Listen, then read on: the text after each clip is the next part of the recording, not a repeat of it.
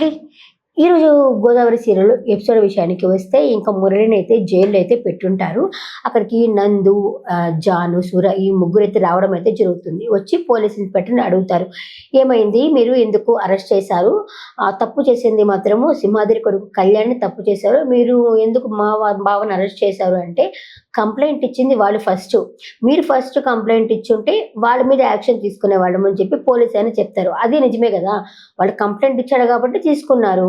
వీళ్ళు కంప్లెయింట్ ఇచ్చుంటే వాళ్ళ మీద యాక్షన్ తీసుకునేవాళ్ళు అని చెప్తే ఇంకా దానితోటి ఇంకా జాను నందు ఉండి అడుగుతారు. మీకు చాలా డబ్బులు గూడా ఇచ్చుంటారులే. అందువల్ల అరెస్ట్ చేసుంటారు. వాడు మా చెల్లెల మీద అగత్యం చేయబోయాడు. అందువల్ల మా బావ అతన్ని కొట్టాడు అని చెప్పేసి అలకనంద గూడా చెప్తుంది.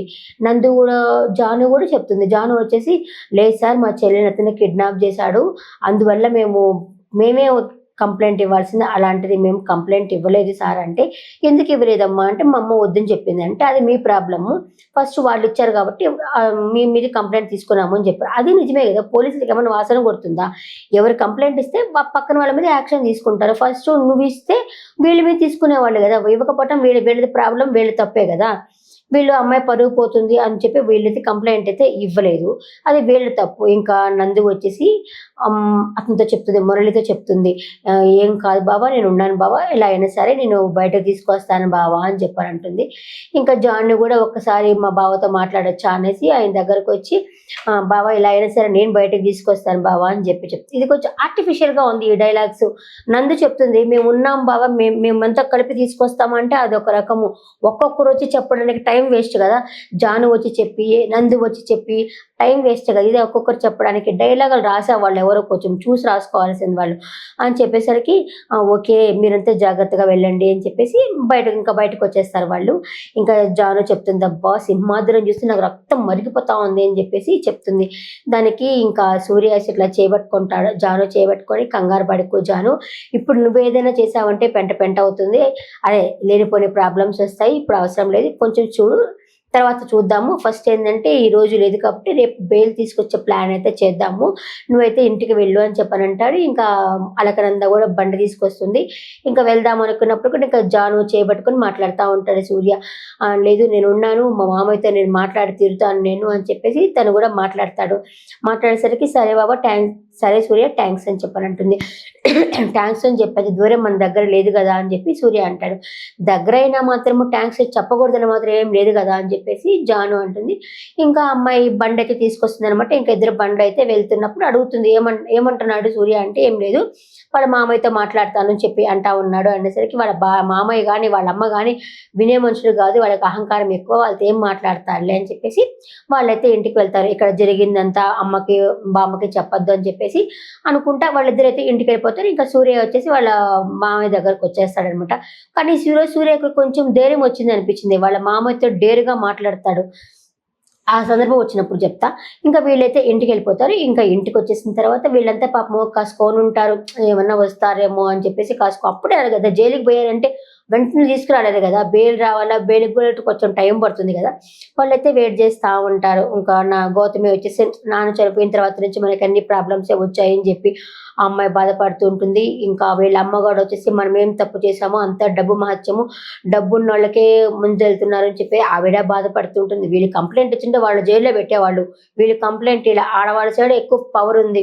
వీళ్ళేదో ఆడవాళ్ళము పెళ్లి కావట్లేదు, పెళ్లవ్వదు, ఈ అమ్మాయి కాలేజీకి పోవాలి అని వెనక్కి తగ్గి వీళ్ళు కంప్లెయింట్ ఇవ్వాలి. అది వీళ్ళ తప్పు కదా అని చెప్పి ఆమె అనుకుంటా ఉంటుంది. ఇంకా వాళ్ళ బామ్మ ఉండేసి శాంత ఉంది కదా, శాంత ఊరెళ్ళున్నది. ఆవిడ గాని వచ్చిందంటే రచ్చరచ్చ చేస్తుంది. మురళి జైల్లో ఉన్నాడని చెప్పి మాట్లాడుతా ఉంటుంది. ఇందులోపల నందు వాళ్ళిద్దరైతే వెళ్తారు. వెళ్ళి తీసుకొచ్చారా మురళిని అంటే, లేదమ్మా కొంచెం టైం పడుతుంది అని చెప్పేసరికి, అయ్యో అవునా అంటే, అవును సరే పదండి మీరంతా అన్నం తిందురు రండి అని చెప్పి అక్కడంతా చూస్తుంది. వీళ్ళెవరు అన్నం తినుండరు. సరే పదండి మీరు ఫస్ట్ అన్నం తినండి అని చెప్పేసి వాళ్ళు తీసుకెళ్ళి అన్నం తింటారు. ఇంకా జైల్లో వచ్చేసి మురళి హ్యాపీగా ఫీల్ అవుతా ఉంటాడు. పక్కన ఇంకొక అసిస్టెంట్ కదా ఇంకొకడు కూడా ఉంటాడు తిక్కలోడు. హ్యాపీగా ఫీల్ అవుతూ ఉంటాడు. అతను వచ్చేసి, ఏంటి బాస్ మీరు హ్యాపీగా ఫీల్ అవుతున్నారు అని చెప్పి అడిగితే, లేదు ఇందాక వచ్చింది కదా నా వైఫ్, నేను నా మొగుడిని నా పెళ్ళము అని చెప్పేసి నేను చాలా ఫీల్ అయింది కదా, అట్లాగే నేను కూడా నేను నందు మొగుడిని అని చెప్పి హ్యాపీగా ఫీల్ అవుతుంటాడు. ఇంకా ఆయన ఉండేసి ఆ హ్యాపీనెస్ ఎంతో ఉండదులే సార్ అని చెప్పి అతను మాట్లాడుతూ ఉంటాడనమాట. అంటే పెళ్ళం బాధ్యతలు అన్నట్టు, పెళ్ళం హింసిస్తుంది ఉంది అన్నట్టు అతను మాట్లాడుతుంటాడు. ఇంకా మురళి వచ్చేసి అవతలపా నేను ఫీల్ అవుతుంటే నువ్వు పక్కన అని చెప్పేసి అతనితో అంటాడు. ఇంకా సూర్య వచ్చేసి ఇతను సింహాద్రి దగ్గరకు వస్తాడు. వచ్చేసరికి డైలాగ్స్ బాగున్నాయి కానీ ఆర్టిఫిషియల్గా ఉన్నాయి కొంచెం. వచ్చేసరికి ఏమి రా అల్లుడు మేనల్లుడు వచ్చాడు రా అని చెప్పేసరికి భుజం మీద చేసి సింహాద్రి ఏం అల్లుడు మేనల్లుడు మా అమ్మాయి ఫంక్షన్ ఉంది కానీ మన స్టేటస్కి తగ్గిన వాళ్ళందరినీ పిలువు అని చెప్పేసి మాట్లాడుతూ ఉంటాడు. ఆయన ఇంకా సూర్యకి వచ్చి ధైర్యం వచ్చినట్టు అనిపించింది నాకు.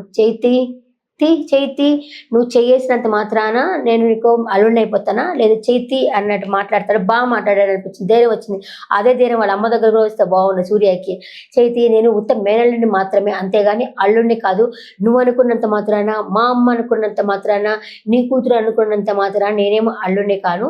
అసలు జాను వాళ్ళ తప్పు ఏమీ లేదు, నీ తప్పే ఉంది. జాను వాళ్ళు పోనీలే పాపం అని చెప్పేసి నిన్ను వదిలేశారు. జాను వాళ్ళు కానీ కంప్లైంట్ ఇచ్చుంటే నీ కొడుకు బయటికి రావడానికి ఒక 50 సంవత్సరాలు పట్టేది, నీ టైం కూడా ఇప్పుడు అక్కడ అయిపోయి ఉండేది అని చెప్పేసి ఆయన మాట్లాడతాడనమాట.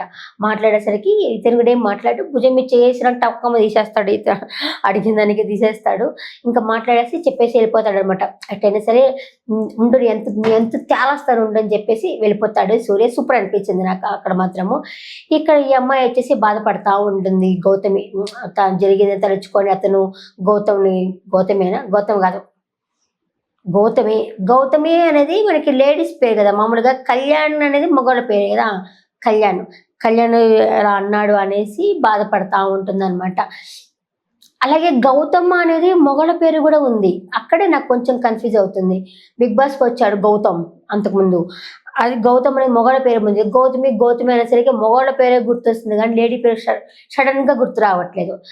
గౌతమి వచ్చేసి చాలా ఫీల్ అవుతూ ఉంటుంది. అన్నదంతా గుర్తు తెచ్చుకొని అంతే బాధపడతా ఉంటుంది. ఇంకా మనకి రేపటి ఎపిసోడ్లో ఏంది అంటే ఆ అమ్మాయి కోసుకుంటుంది. ఎందుకంటే వాళ్ళ ఫ్రెండ్ ఫోన్ చేసి చెప్తుంది, ఇతను వచ్చేసి నీకు తనకి సంబంధం ఉందని చెప్పి కాలేజీ మొత్తం చెప్తున్నాడు అన్నప్పుడు తనైతే అయితే కోసుకుంటుంది. చూద్దాం తన ప్రేమ విషయం ఇంట్లో చెప్తుందా లేదా, ప్రేమించాను మోసపోయాను అని చెప్తుందో లేదో అనేది మనం తర్వాత చూసుకోవాలండి. కంప్లైంట్ ఇస్తుందా లేదా అన్నది కూడా చూడాలి మనము. చూద్దాం ఏం జరుగుతుందో ఏంటో. ఈరోజు ఎపిసోడ్ పట్ల మీ అభిప్రాయాన్ని కామెంట్ సెక్షన్లో కామెంట్ చేయండి.